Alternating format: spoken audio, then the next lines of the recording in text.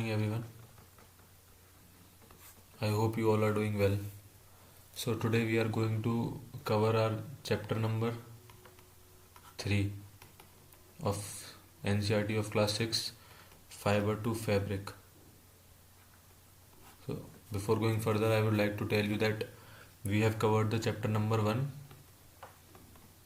that is food, where does it come from, and our chapter number 2, that is components of food.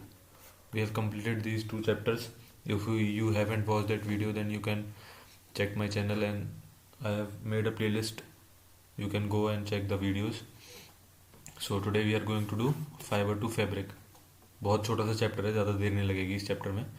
तो चलिए start करते हैं हम लोग. तो ये हमारा चैप्टर क्या हो गया, एक मिनट. हाँ, तो ये हमारा चैप्टर है जिसका नाम है fibre to fabric, chapter number 3. ठीक है, तो चलिए स्टार्ट करते हैं. Paheli and Boojho won the first prize in a science quiz competition held at their school. They were very excited and decided to use the prize money to buy clothes for their parents. When they saw a large variety of clothes, they got confused. The shopkeeper explained that some clothes or fabrics were cotton and some were synthetic. He also had woolen mufflers and shawls. There were many silk sarees as well. Okay. Paheli and Bujo felt very excited. They touched and felt these different fabrics. Finally, they bought a woolen muffler and a cotton saree. After a visit to the clothes shop, Paheli and Bujo began to notice various fabrics in their surroundings. They found that bed sheets, blankets, curtains, tablecloths, towels and dusters were made from different kind of fabrics. ठीक है, आप भी अपने daily basis पे जब आप लोग कहीं भी जाते हो या अपने घर पे ही डिफरेंट काइंड्स ऑफ फैब्रिक्स या क्लोथ्स को टच करते हो तो उनसे पता चलता होगा कि इन सब का मटेरियल अलग है. ठीक है, even their school bags and gunny bags were made from some kind of fabric. मतलब स्कूल बैग का फैब्रिक अलग है, गनी बैग का फैब्रिक अलग है. ठीक है, they tried to identify these fabrics as cotton, wool, silk और synthetics. Can you also identify some fabrics. अपने घर पे आइडेंटिफाई करने की कोशिश करना, ना कर पाओ तो अपने मम्मी पापा जी से पूछना कि ये कौन सा फैब्रिक है. ठीक है, otherwise you can go to the any nearby tailor shop. वहाँ से ऐसे छोटे छोटे पीस ऑफ क्लोथ्स मिल जाएंगे जो वो काट के अलग फेंक देते हैं, जो यूजलेस होते हैं. उनको लाना, उनको टच करके देखना कि कौन से क्लोथ कौन सा फैब्रिक है. ठीक है, visit a nearby tailoring shop, collect cuttings of fabrics left over after stitching, feel and touch each piece of fabric. Now try to label some of the fabrics like cotton, silk, wool or synthetic fiber, asking for help from the tailor. Tailor से भी पूछ सकते हो उसके बाद आप, अगर आपको किसी भी फैब्रिक में प्रॉब्लम हो रही है तो. ठीक है, एक्टिविटी 1 में इतना ही था बस. Now select a piece of cotton fabric you labeled in activity 1. Now you try to find a loose thread or yarn at one of the edges and pull it out. If no loose yarns are visible, you can gently pull one out with a pin or a needle. We find that a fabric is made up of yarns arranged together. What are these yarns made of? ठीक है, जो तुमने वहाँ पे Taylor की shop पे ये लिया होगा एक पीस ऑफ पेपर, वो पीस ऑफ क्लोथ, जैसे ये है piece of cloth figure number 3.3 में. तो उसमें से ऐसे धागे खींचने की कोशिश करना. आप जो कपड़े पहनते हो उसमें से भी ऐसे धागे खिंच जाते हैं ना, बहुत पतले पतले धागे, जिनके जो उसके बाद डिवाइड नहीं हो सकते. मतलब ये है कहने का, सबसे पतला धागा जो आप किसी भी अपने कपड़ों में से खींच लेते हो या इस पीस ऑफ क्लोथ में से खींचोगे तो उसको हम क्या कहते हैं, यान. ठीक है, फैब्रिक का सबसे छोटा पीस जिसको हम कहेंगे यान, YARN, यान. ठीक है, what are these yarns made of. ये यार्न्स किससे बनते हैं ये अभी हम पढ़ेंगे. Activity 3, take out a yarn from a piece of cotton fabric. Cotton fabric का एक यार्न निकालो. Now press one end of the yarn with your thumb. एक एंड से आप अपने थंब से उसको दबा लो. Scratch the other and. दूसरे एज को घिसो. ठीक है, एक अपनी फिंगर और थंब के बीच में ऐसे ऐसे रोल करो उसे बार बार. With your nail as shown in figure 3.4, जैसे इसमें दिखा हुआ है. Do you find at this end the yarn splits up into thin strands. अभी आपने देखा होगा रेशे रेशे से निकल जाते हैं ना, जैसे जैसे कि मम्मी लोग कभी, मम्मी या आप लोग घर पे कभी अपने सुई में धागा डालते हो, तो उसमें से देखा है बहुत छोटे छोटे से रेशे से निकल जाते हैं अलग अलग, फिर हम उसको जीभ से गीला करने के बाद एक छोटा सा एक पिन पॉइंट बना लेते हैं ताकि वो सुई के अंदर होकर निकल जाए। तो उन्हीं को हम क्या कहते हैं, स्ट्रैंड्स। जो रेशे होते हैं उनको हम क्या कहते हैं, स्ट्रैंड्स। ठीक है, दो strands are the smallest part of any fabric. ठीक है, मैंने ये बताया था फैब्रिक, फैब्रिक का छोटा पार्ट क्या हुआ, दैट इज कॉल्ड यान। यान का छोटा पार्ट क्या हुआ, दैट इज स्ट्रैंड्स, जो हमने रेशे निकाले थे। ठीक है, और वो रेशे वही होते हैं जो आप लोग अपनी कभी भी सुई में, जैसे ही देखो ये आ गया फिगर, ये ऐसे निकल जाते हैं ना, फिर हम इसको जीभ इतना ऐसा हिस्सा इसको गीला करके फिर हम सुई में डालते हैं इसमें, छोटी सी इसमें, ताकि वो निकल जाए। ठीक है, you might have observe something similar when you try to thread a needle, है ना। अभी मैंने बताया आपको, जब हम थ्रेड अ निडल, निडल में थ्रेड डालने की कोशिश करते हैं तो यही सेम सिमिलर थिंग्स होती हैं। This makes it difficult to pass, वो स्ट्रैंड्स जो हैं वो वो डिफिकल्टी करते हैं उसको पास होने में। फिर हम उसको अपनी टंग से थोड़ा सा वेट करने के बाद वो सिंपली पास हो जाता है। The thin strands of thread that we see are made up of still thinner strands called fibres.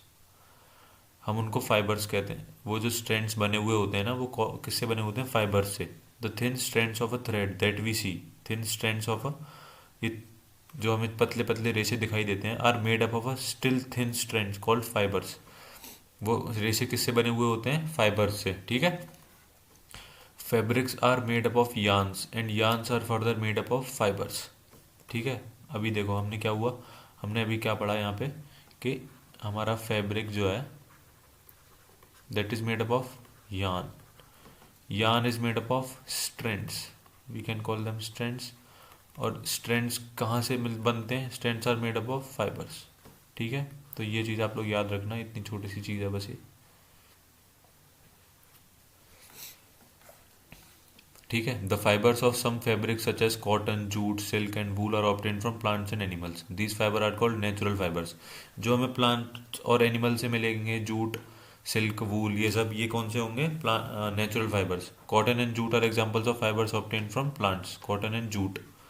And wool and silk are fibres obtain from animals. ठीक है, wool is obtain from the fleece of sheep of goat. Sheep of goat को हम, गोट या sheep की fleece को, मतलब उनकी खाल को निकालने के बाद वो छोटे छोटे से उनके ऊपर जो बाल जो होते हैं उनके उनके जो वो होते हैं, उनको निकालने के बाद हम उनसे वूल बना लेते हैं। ठीक है, और एक जो सिल्क बनता है, silk fibre is drawn from the cocoon of silk worm. एक बटरफ्लाई काइंड ऑफ थिंग होती है, उससे सिल्क वर्म से बन, कुकून होता है वो एक सिल्क वर्म का, उससे सिल्क मिलता है हमें।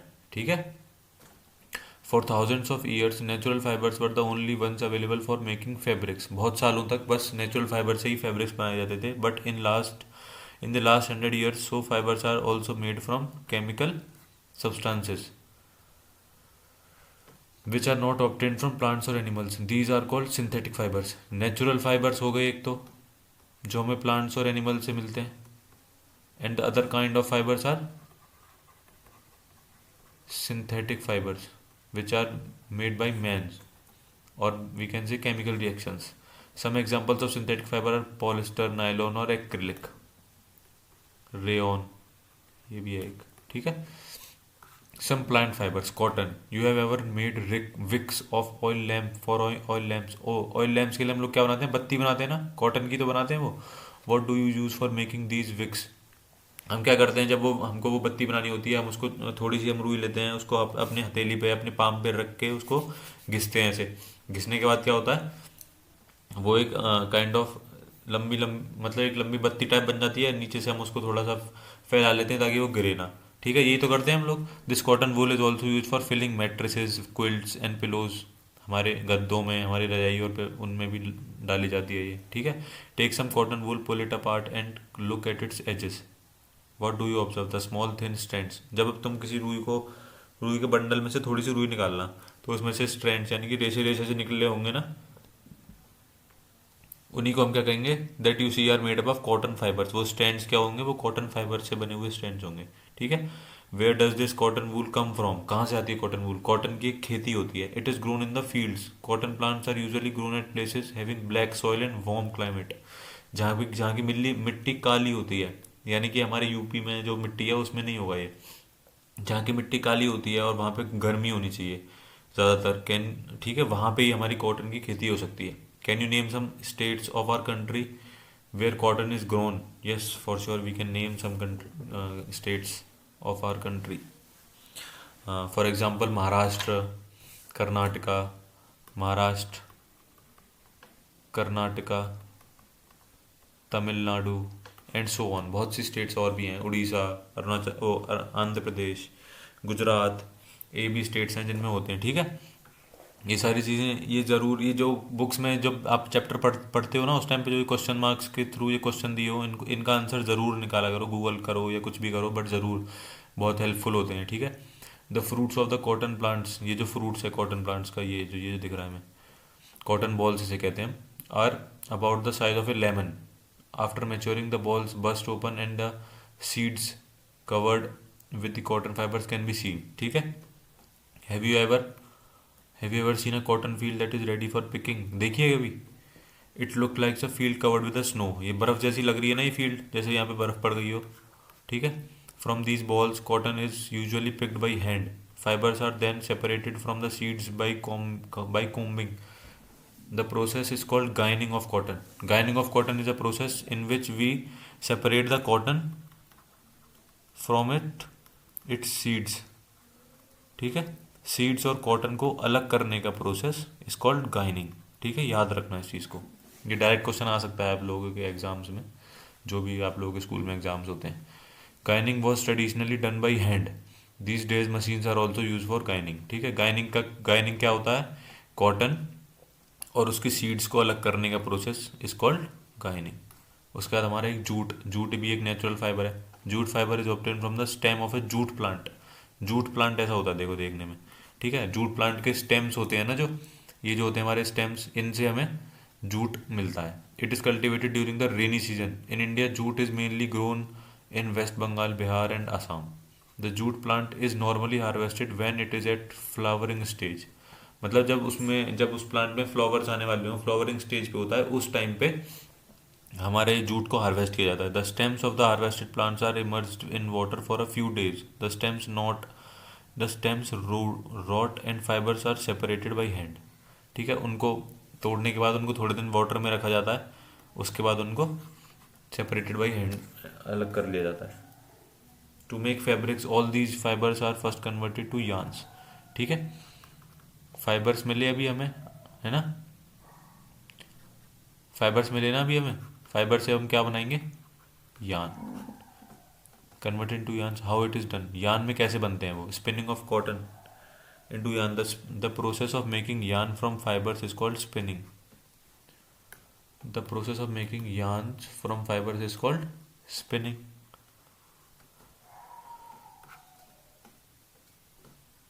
ये जो प्रोसेस है फाइबर से यार्न बनाने का, इसको क्या बोलते हैं? स्पिनिंग। याद रखना, एक था हमारा गाइनिंग, कॉटन को उसकी सीड से अलग करना, और फाइबर से यार्न बनाना हमारा स्पिनिंग होता है। In this process fibres form a mass of cotton wool are drawn out and twisted. This brings the fibres together to form a yarn. A simple device used for spinning is a hand spindle, also called takli. ये देखो ऐसी होती है टकली देखने में। Another hand operate device used for spinning is चरखा।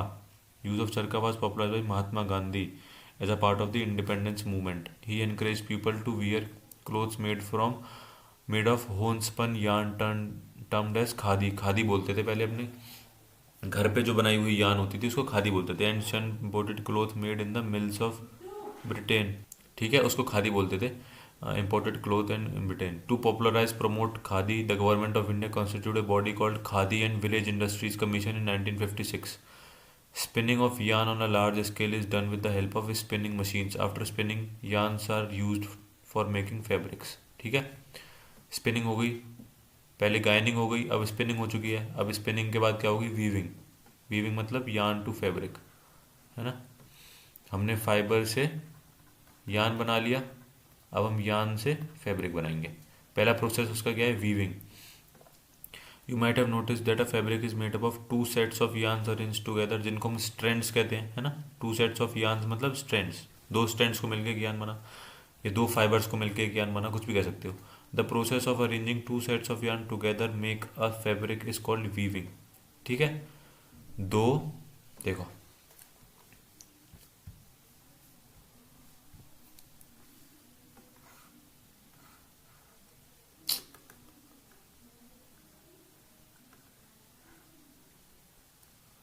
देखो, दो फाइबर्स को जब हमने जोड़ा तो हमारे पास क्या आ गया, यान। अब we are what we are doing, we are collecting two piece of yarns to make fabric. Okay, दो फाइबर्स को जोड़ोगे, दो स्ट्रैंड्स को जोड़ोगे तो आपको यान मिलेगा, दो यान को जोड़ोगे तो आपको फैब्रिक मिलेगा। ठीक है, तो यही अभी तक हम कर रहे हैं।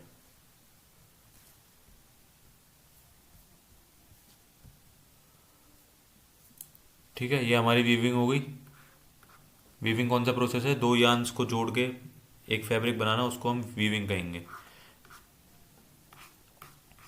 ऐसा आप एक दो पेज ले सकते हो अलग अलग कलर के, उनमें ऐसे कट्स लगाने के बाद ऐसे जब आप वीव कर दोगे उन्हें, जैसे जैसे इस फिगर में दिखा हुआ है सी में, जैसे ये लाइनिंग्स हैं, इन लाइनिंग्स के थ्रू कट कर लो, उसके बाद ऐसे वीव कर लो, तो ये एक ऐसी फिगर बन जाएगी हमारे पास। तो ये क्या हो गई, हमारी वीविंग हो गई। इसी प्रोसेस को हम वीविंग कहते हैं। ठीक है, और एक प्रोसेस कौन सा होता है हमारा, अ, एक प्रोसेस होता है हमारा handloom. In a similar manner, two sets of yarns are woven to make a fabric. These yarns, the yarn are much thinner than our paper strips. Paper strips से बहुत पतला होगा ना हमारा yarn. Weaving a fabric is done by looms. पूरा fabric बन, देखो यहाँ से ये yarns जुड़ रहे हैं एक दूसरे से, यहाँ से इन्होंने जोड़ जोड़ के, ये हैंडलूम है, इससे जोड़ जोड़ के ये क्या देखो फैब्रिक बना दिया, पूरा एक कपड़ा बना दिया कि नहीं बना दिया। The looms are either hand operated और पावर ऑपरेटेड। ठीक है, ये हमारी वीविंग की और हैंडलूम की कहानी हो गई। अब हमारा एक दूसरा प्रोसेस आता है निटिंग। निटिंग मतलब वही जो मम्मी घर पे सिलाई करती है ना, उसी प्रोसेस को हम निटिंग कहते हैं। ठीक है, एक ही टाइप का फाइबर लिया जाता है जिससे कि हम फैब्रिक बनाते हैं। ठीक है, weaving and knitting are used for making different kinds of fabric. These fabrics are used for a variety of clothing items. ठीक है, history of clothing material. Have you ever wondered what materials people used in ancient times for clothes? It appeared that in those times people used the bark of big leaves of trees or animal skin and furs to cover themselves। मतलब ancient times में जब ये सारे fabrics clothes नहीं थे, उस time पे हमारे एंशियंट टाइम्स में पीपल्स ने क्या किया था, big leaves of trees, animal skins को अपने क्लोथ्स की तरह यूज किया था। After people began to settle in agricultural communities, they learned to weave twigs and grass into mats and baskets. Vines, animal fleece or hair were twisted together into long strands। आप लोगों ने गांव में देखा होगा, वो ऐसे होते हैं ना, छबरा बनाते हैं जो लकड़ियों से मिला मिला के, ऐसी चीज़ें फिर बाद में शुरू हो गई धीरे धीरे। These are woven into fabrics, मतलब बास्केट्स बनाने लगे ग्रास की, जो मैं छबरा बता रहा हूँ, ऐसे धीरे धीरे फिर हम लोग फैब्रिक्स पे आ गए। The early Indians wore fabric made out of cotton that grew in the region near the river Ganga. Flax is also a plant that gives natural fibres. ठीक है, in ancient cotton as well as flax were cultivated near the river Nile and were use for making fabrics. In those days, stitching was not known. People simply draped the fabrics around different parts of body. Many different ways of draping fabrics were used. उस time पे ये weaving, knitting, stitching ये सब पता नहीं था, तो बस वो लपेट लेते थे अपने फैब्रिक को अपने शरीर के ऊपर। With the invention of the sewing needle, सुई के इन्वेंशन के बाद people started stitching fabrics to make clothes. Stitched clothes have gone through many variations since the invention, but it is not amazing that even today sari, dhoti, lungi और turban is made an unstitched piece of fabric. है ना, unstitch होती है ना ये सब चीज़ें। Just there is a large variety of food eaten all over our country. A large variety exists all in fabrics and clothing items also. जैसे कि हमारे पूरी कंट्री में फूड की वैरायटीज है ना बहुत सारी, सेम हमारे फैब्रिक्स की भी वैरायटी है बहुत सारी। मैंने आपको बताया था कॉटन रोल्स में से हमने गाइनिंग करी, सीड्स में से कॉटन निकाला, उससे हमें क्या मिला, फाइबर। फाइबर से हमने क्या मिलाया, बनाया स्पिनिंग करके यान। ये प्रोसेस, ये टेबल, ये जो है छोटा सा प्रोसेस, इसको याद रखना। स्पिनिंग के बाद यान बना, यान के बाद हमने निटिंग या वीविंग कोई भी प्रोसेस यूज करके फैब्रिक बना लिया। ठीक है, ये फैब्रिक जो हम पहनते हैं। ठीक है, निटिंग, स्पिनिंग, वीविंग। ठीक है, यही कुछ थे। Yarn is made from fibres, ये ट्रू है हमारा, ट्रू फॉल्स बताने में। Spinning is a process of making fibres, false. Spinning is a making process of making fibres, नहीं। Spinning is a process making yarn. देखो फाइबर से यान बना रहा है, ये हमारा स्पिनिंग है। और फैब्रिक बनाने का तो निटिंग और वीविंग होता है, तो ये हमारा फॉल्स हो गया। Jute is outer covering of coconut, नहीं ये भी फॉल्स। जूट प्लांट से मिलता है। The process of removing seed from cotton is called ginning, true. अभी हमने पढ़ा था weaving of yarn makes a piece of fabric, weaving of yarn piece, हाँ ठीक है। Silk fibre is obtain from stem of a plant, no false है ये। Cocoon से मिलता है वो तो हमें। Polyester is natural fibre, no false. Polyester is a artificial or we can say synthetic fiber. Plant fibers are obtained from jute, cotton, है ना। Animal fibers are silk, wool.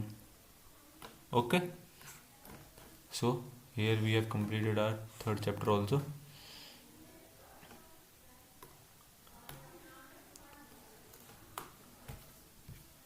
Okay guys, तो हमारा चैप्टर नंबर 3 भी complete हो चुका है, that is fibre to fabric. Okay, so thank you so much.